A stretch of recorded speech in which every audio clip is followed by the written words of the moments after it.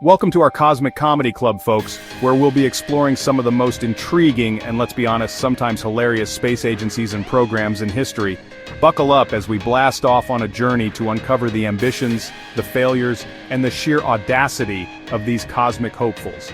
Today we're asking the question, were they truly serious? Or was it a case of overpromising, under-delivering, or straight-up national bravado? Did they dream of touching the stars, or were they just starstruck by their own press releases? We're about to separate the science fact from the science fiction, so get ready for liftoff.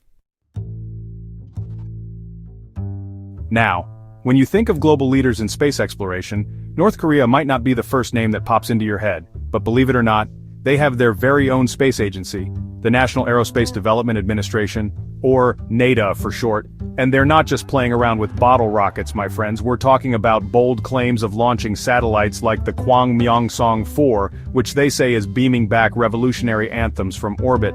They've even hinted at plans for a moon mission because who needs to put food on the table when you can plant a flag on the lunar surface, right? But let's be real for a minute.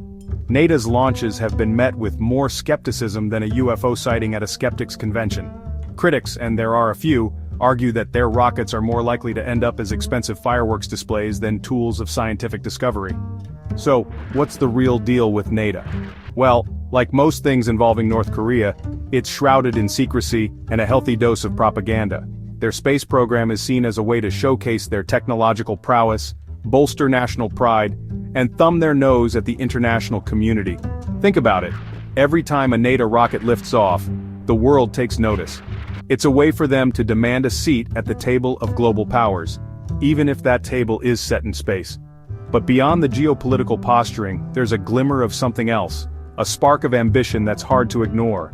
Maybe, just maybe, beneath the layers of bluster and bravado, there's a genuine desire to reach for the stars, or maybe they just want to get close enough to plant a listening device.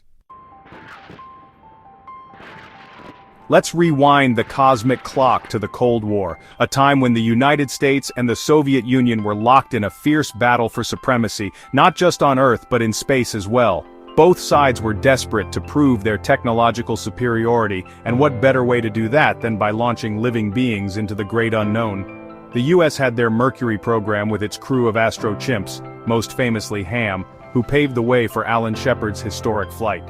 But rumors persist that the Soviets had even bolder plans, whispers of a secret program to send not just chimps, but gorillas into space.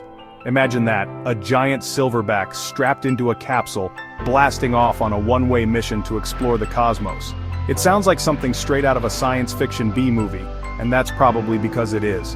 While the Soviets did have an extensive animal program, sending dogs, rabbits, and even insects into space, there's no credible evidence to suggest they ever attempted to launch a gorilla. The stories seem to be a mix of Cold War paranoia, Western media sensationalism, and maybe a few too many vodka-fueled brainstorming sessions in the Kremlin. But these rumors, however far-fetched, tapped into a primal fear, a sense that the Soviets were capable of anything. They added a layer of mystery and intrigue to the space race, fueling our collective fascination with what might be lurking behind the Iron Curtain. So, while the idea of Soviet monkeynauts might be more myth than reality, it serves as a reminder of the power of propaganda, the allure of the unknown, and the lengths to which nations will go to outdo each other on the ultimate stage. Space. Move over, NASA and Roscosmos, there's a new kid on the cosmic block. Or at least there was supposed to be. Let me introduce you to Project Selene, the brainchild of a group of Belgian scientists who, back in the 1980s, decided they were going to build a private moon base. Yes, you heard that right. Belgium, the land of waffles, chocolate, and surrealist art, was going to take on the moon. Their plan was audacious, ambitious, and maybe just a tad delusional. They envisioned a self-sustaining lunar colony, complete with greenhouses, research labs, and a tram system because, well, why not? They even went so far as to create detailed blueprints, conduct feasibility studies, and drum up public support. But there was just one small problem: money. Turns out building a moon base is an expensive proposition, even for a country known for its frugality. Despite their best efforts, Project Selene never got past the concept stage. It became a footnote in the annals of space history, a reminder that even the most passionate dreamers can be grounded by the harsh realities of funding and logistics. But what if they had succeeded? Imagine a Belgian moon base, serving up lunar waffles and hosting intergalactic art exhibitions. It would have been the ultimate cosmic fusion of science and culture. Alas, it was not meant to be. Project Selene serves as a testament to the boundless possibilities of human imagination, even if those possibilities sometimes remain just out of reach. In the heart of Africa, far from the launch pads of Cape Canaveral and Baikonur, a different kind of space race was taking place.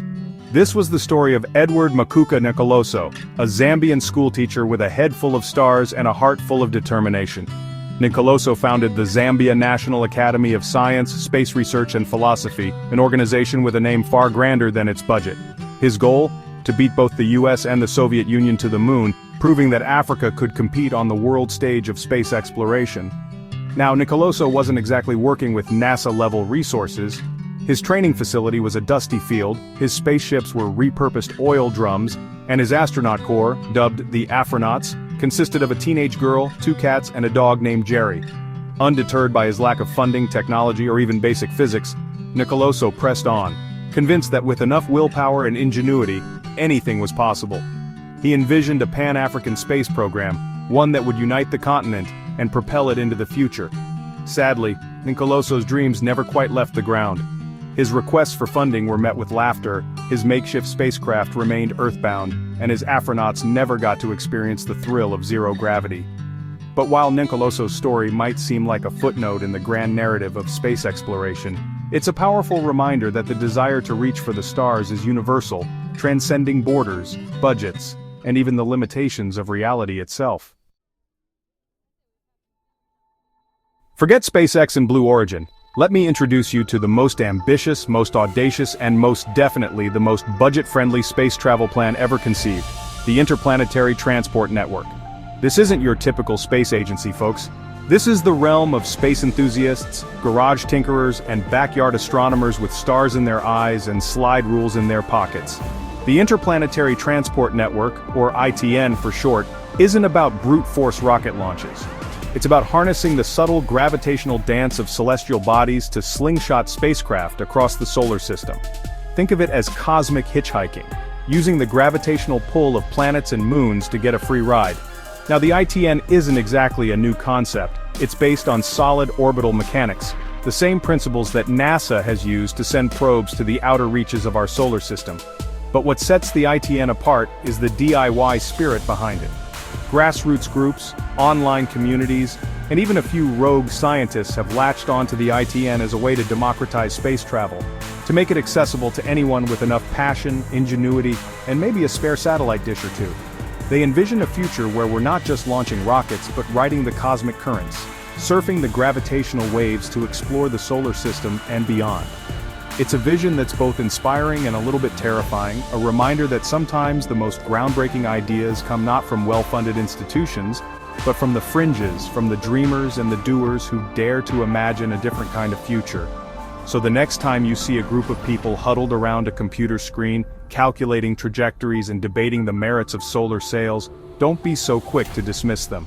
They might just be the ones who unlock the secrets of the Interplanetary Transport Network and usher in a new era of space exploration. So were these space agencies serious? In most cases, yes, just not in the way we expect. They might not have had the biggest budgets, the most advanced technology, or even a firm grasp of the laws of physics, but they had something far more important: passion. A burning desire to push the boundaries of human ingenuity and explore the great cosmic unknown.